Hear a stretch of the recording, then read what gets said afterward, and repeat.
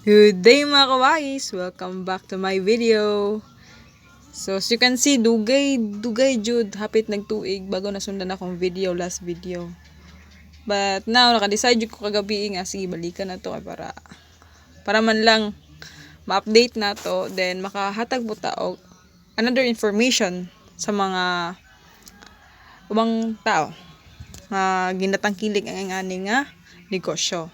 So, ang main topic na to karon kay paano ba makawala sa utang? Or saan ba na to sa mga pamaagi no? Nga para undangan na to ng mga utang or kaya ginatawag na bad debt nga wala malay hatag sa to kundi consumption o mga stress lang yun sa tong life. So, duha ni ka POV ako ang ihatag sa inyo ha. Me as ginautangan and sa mga nangutang. So, first, me nga ginautangan sa yun to maiwasan nimo hangyo sa imo ha. Then maabot jud ang time nga di ba na ako'y video last na ko mga videos all about utang nga di jud dapat ka magpautang. So nato time nga murag na jud ni hangyo sa kuha. Nay ni hangyo but dili unta ko pero kay tungod naluoy ka. Emotional lagi nagpadala sa emosyon. So naluoy ka ni salig ka. So mao ni nahitabo. Nisalig ka niya apan pila ka adlaw abot na nilapas nagbulan nagkabitil mo kay may tungod ako manggod dili ko maningilsa pero maabot na gyud nag 1 month murag wala may pakita walay paramdam so mo try kog approach na nice way good kay para di pud malain so dira nagkabikil kay tungod wala nagpakita then sige na lang kag saad sa aran unya na lang sunod na lang kay imbis na istoryahan mo bahin sa utang ang iya naman noong iistorya bahin sa mga problema so nahimong ikaw naman noong nagpaminaw ani niya so kalas kay kuras no kalas jud kay kuras so mo to disadvantage kung magpautang ka so dili na ta sa to ang main purpose ani nga video unsa man jud ways no para mawala ta ng utang or para maimpas ng mga utang so may himayon na to ni siya so first things first ako di na ako ikalimod na po yung mga utang. Pero utang nga makahatag sa ko og benefits like investing ana. Dili na ako ingon unsa kung na invest. So kita kung naatay mga utang manggod. Ang first priority yun nato ana. Tan-aw nato untali dili lang isa imong utang. Daghan kag utang naglalay. Una nimong step ana, take a deep breath no kay para maka-analyze jud ka ba maka-think ka unsa jud tama. So himay-himayon nimo nito analyze nimo asa man jud diri nga utang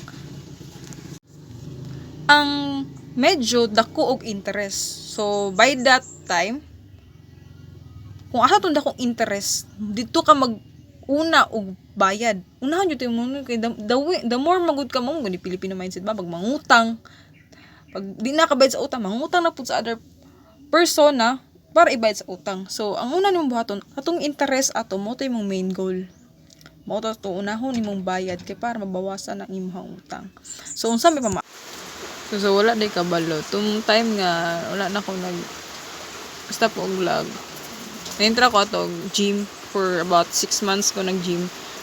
So, mo to kong gi-cut off ang pag-gym, di ba? Ang gym kay kuan man.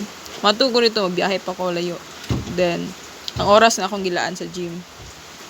So, instead nga akong ipambayad sa gym nga monthly, ang kay Beron na ako na lang siyang gipalit og equipment. Kanang mga dumbbell lang good. So dira nga part pala dako na siya tigom and also mas dako imong time nga na kuan kay sa balay na lang man ka nag-gym. Sa balay na ako nag-gym ato. And same lang magyapon result. Okay akong body, wala man ko ni kuan. So, mo to siya kung i-cut off ang pag-gym. Next na tong buhaton, no? After una, diba, ato i-cut off tong dako kay nga interest nga utang. Ninay na to na. Then, cut off na to tong expenses nga wala siya manapay alternative ato mo to tong buhaton. Then, next one is kung instead kay hilig man kag hilig ka mukaon sa gawas like mga fast food, bisan pag fast food dako jud na siya expense. So, try nimo nga mag-budget ka. Palit na ka sa palengke daan, then i-budget nimo sa balay dito na ka magluto. Ayun sa gawas kay ang 100 nimo gamay lang kay na imong makaon ana. Pag mamalingke na lang ka din sa balay. So, mapunay mo i-cut off. And then pag naaypod mo yung mga okasyon like birthdays, kung pwede lang ha, dili na lang ta mangutang ninyo no para lang naatay kaingon nga naatay ikahanda. Kung simple lang gud na kuan good handa para lang sa inyong pamilya, ano man gud dili kay mapabongga mangutang pa. Kailangan pa nimo mangutang para lang ingnon na nakay handa. So cut off na, hindi na pwede. Hindi na pwede kung kana man atong goal is umasenso sa kinabuhi. Cut off na to ng mga butanga sa. And also, delayed gratification, no? No, tali makadawat lang kaning kwarta ha karon adlaw ay dako og income. Ato ni palit dayon. Wa kabalo pila ra mo ang kuan ato, tubo la ato. Dili tanan.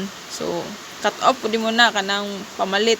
And tudagan pa kayo, no? Akong gusto i-share unta. Pero lastly, kanino daghan jud kita masanguan ni. So, instead nga sige kag scroll sa Shopee, Lazada, try to think sabi before ka mo add to cart and buy now ana ang butang needs ba nimo na dako ba nag-ambag or pwede man siguro nga sunod na lang napaliton nimo, di ba? So kanila sa ako ang i-share karon, no, nga kuan try ninyo na within a month try ninyo na nga habit dako kayo mahibulong na lang kala na adi ko extra money, no, wala nakabayad na lagi ko ani, no.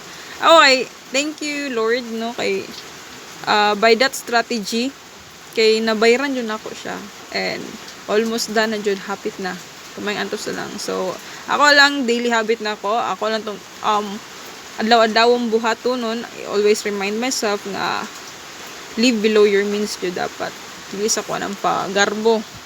Simple lang dapat sa ta kay puhon kalayon sa Ginoo ihatag man jud na niya, dili na dalo sa Ginoo, labi nagkabalo siya nga deserve nimo na. So that's all, kay hatod pa na ako akong manghod. So goodbye mga kawais, dahil ako end sa video kay tungod maghatod sa akong manghod og silingan na mo. So God bless, ciao.